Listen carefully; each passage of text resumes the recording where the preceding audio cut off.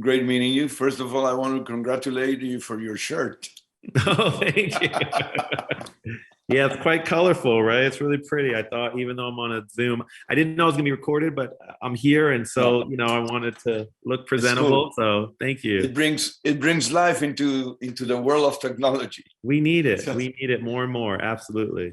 so listen, congratulations on the film. Thank you. Uh, I really loved it. I think he really deserves a tribute if you want. And this Hmm. is a magnificent tribute because um, Cuddy is a great artist and he Yeah. went through a tough childhood. And Yeah. how much do you think his childhood determined his capacity to express himself at so many levels? Well, all of our childhoods make an incredible impact on all the choices that we make in our life and the people that we are.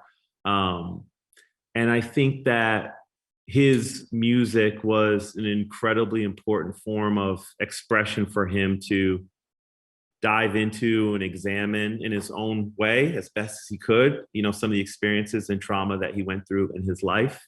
Um, and I think that it has been a lifesaver to him, in the course of the conversations we had in the film about what it meant to explore the thoughts and feelings that he had that have been building up inside him for so long. I was very impressed by the choreography that you integrate in the story Yeah. because it makes it very theatrical, but at the same time, you can identify with the situations. It's a very unique way of expressing feelings or periods of the character. Yeah. How did you introduce that? And if you have any background in dance or choreography? I have no background in dance and choreography. Um, it is so important for me that a film is um, emotional in audio, what you hear, as well as emotional in the visual that you see. And for me, this film was all about an exploration in creativity that feels limitless. And I was very blessed to just have relationships with people who have relationships with artists and other artists and other artists. And it was a beautiful opportunity. I had 2 or 3 days where I was able to just invite artists and I just asked them to express themselves. This is what you do, right? So if you're a dancer, if you're a painter, if you're a poet, if you're a model, if you're a singer, I asked these people to come and express themselves. And honestly, this was just the more than expected result of what we got. It was amazing because through those choreography, I was transported to different worlds, and I felt things that you don't necessarily can express with words. Sure, yeah. So it was really cool. Awesome. That really means a lot. That was honestly the intention, to show artistic expression in as many different ways as we could on the day. I think you broke a little the pattern of what a documentary is. Yeah, with that so. introducing that. No, it's really cool, and I'm gonna steal the idea. Okay. Yeah, honestly, I think documentaries are fine. I think that I love the idea because I don't consider myself a traditional of any type of filmmaker. I do commercials, I write scripts, I make docs.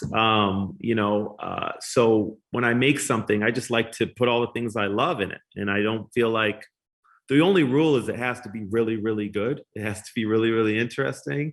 It has to tell a complete story. It has to do that, and it has to be emotional and honest. And so for me, it's like, well, honestly, I get bored with just looking at people talking, So what else can you do to really, and that's why I wrote that play that Jaden Smith performs. It's like, yeah. To me, it's like that. To me, it was like, okay, there were these elements that I felt like I need a visual representation for, and I don't feel like I have something strong enough. So let's see if we can get somebody to volunteer their time and create something original.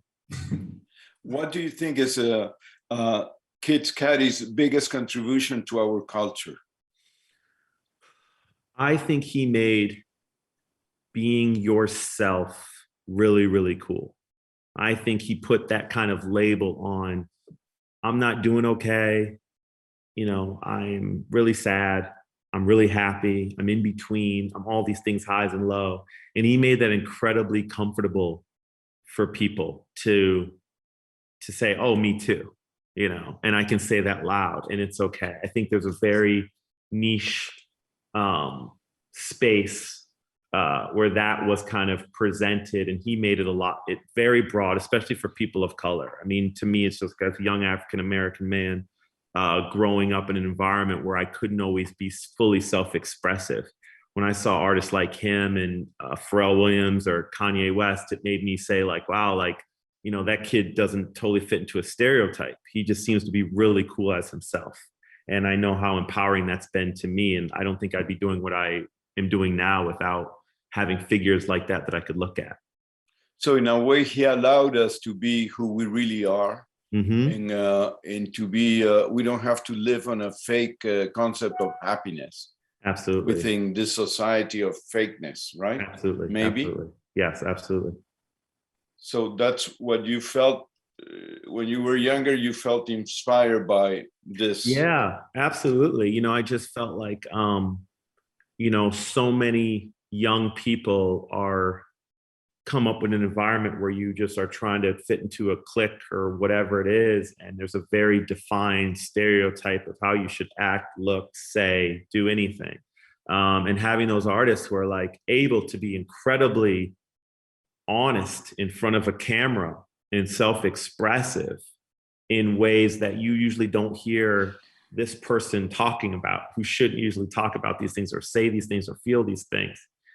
It created an environment where like you are free to do that, and it's healthy for you to do that, to get that out and to feel that and express that to others. Because then it's a trickle down effect. Then you inspire someone else, who inspires someone else, inspires someone else. So it's a beautiful chain reaction of expression.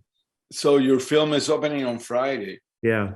Are you nervous, or you just want to be super cool and I'm cool, I don't care?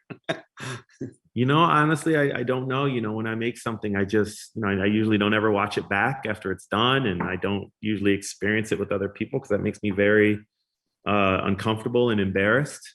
So, you know, I just hope I hope the results are really good. I hope that people watch it and they feel free. I made this film as a power song, right? So it's like the song you listen to at the gym when you don't feel like working out anymore. This is for anybody who wants to be creative, who feels stuck or dejected or feel like they just are in a place where it's like, I don't feel like I can do this. The idea is for you to put this film on loop and it to be a, you know, background piece of inspiration. So if it does that, that's fine. Honestly, I don't need to be involved in it, you know, but I hope it gives that feeling. So Rob, what about, why did you decide to filmmaking as a way of expression? As a way of telling stories? I love images. You know, I still work as a photographer. I started as a photographer. I love just beautiful imagery. It does so much to imagine that this frame, something within it, can give you this feeling, this impact, can make you think differently about so many moments and ideas in your life. And so to me, it was just the perfect, you know, the perfect placement for me is just being an incredibly visual person.